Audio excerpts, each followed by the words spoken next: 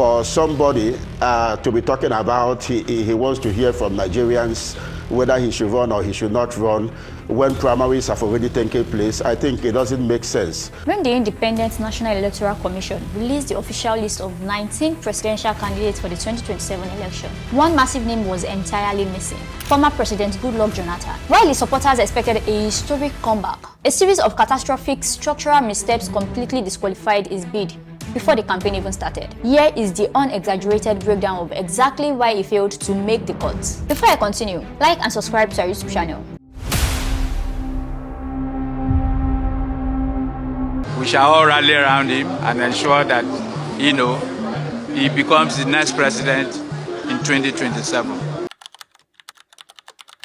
The primary reason Goodluck Jonathan is not on the official 2027 presidential ballot comes down to a strict compliance failure involving INEC submission guidelines. To understand this, we have to look at the events of August 2026. The faction backing Jonathan, the Interim National Working Committee of the People's Democratic Party, led by former Minister Kabiru Tanemu Turaki, ran into a fatal roadblock when attempting to submit his credentials. Under Section 29, Paragraph 3 of the Electoral Act 2026, INEC mandates that all political parties must upload candidates' particulars strictly through a dedicated, secure electronic nomination portal. Because the Turaki faction lacked official digital clearance tokens, they could not upload Jonathan's credentials before the portal closed. In a desperate move to salvage the nomination, representatives from the faction traveled to the INEC headquarters in Abuja to submit his nomination papers manually. INEC's response was swift and unyielding. Victoria Etamesi, the INEC Director of Voter Education and Publicity, confirmed that the Commission flatly rejects manual candidate submissions. Under current electoral guidelines, any candidate whose documentation is not uploaded digitally within the statutory window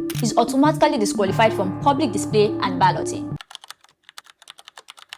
The digital lockout was the direct result of a brutal leadership war within the People's Democratic Party. While the Turaki-led faction was hosting a special convention to ratify Goodluck Jonathan as their sole flag bearer, they did not hold the legal keys to the party name. INEC recognizes a completely different faction of the PDP, led by Abdurrahman Mohammed, and heavily backed by the current Federal Capital Territory Minister, Nyesom Wike. Because the Commission only recognizes the Mohammed leadership structure, it was the administration that received the valid digital access keys to the INEC portal. Instead of nominating Jonathan, the officially recognized PDP structure used their portal access to clear former Senator Sandy Onor as the party's legitimate 2027 presidential candidate. This effectively rendered the Turaki faction as an unrecognized organ under the eyes of the law. Without the backing of the legally recognized party leadership, Jonathan's paperwork was treated as a parallel, unauthorized submission, leaving him entirely stranded outside the official electoral ring. Beyond the bureaucratic and factional warfare, there is a fundamental political reality that doomed this candidacy from the start. Goodluck Jonathan himself never explicitly ran a campaign. While high-profile party figures like Professor Jerry Gana and former Niger State Governor Babangida Aliyu aggressively pushed Jonathan's name at factional screenings, the former president maintained an absolute public silence. He never formally stood before a press conference to declare his candidacy. He never set up an official campaign council, and he never purchased an official nomination form himself. Political analysts view the entire movement as an aggressive strategy by the Turaki faction to use Jonathan's nationwide name recognition to gain leverage in their internal battle against Nyesom Wike. Jonathan simply allowed his name to be flouted while he stayed completely detached from the actual work of building a national campaign structure. You cannot be listed as a presidential candidate for an election you never personally and legally stepped forward to contest.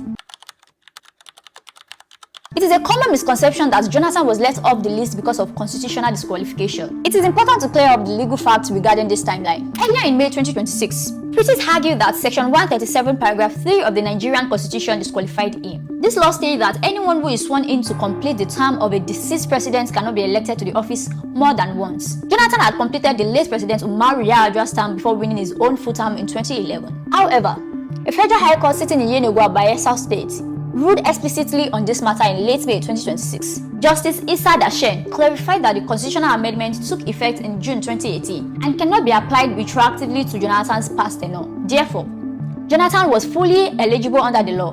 His absence from the 2027 list has absolutely nothing to do with a courtroom ban. It was entirely a consequence of party factional failure, manual filing errors, and his own refusal to declare a formal candidacy. In conclusion, the official INEC list is locked in at 19 candidates, with President Bola Tinubu of the APC, Atiku Abubakar of the ADC, and Peter Obi of the NDC leading the ballot.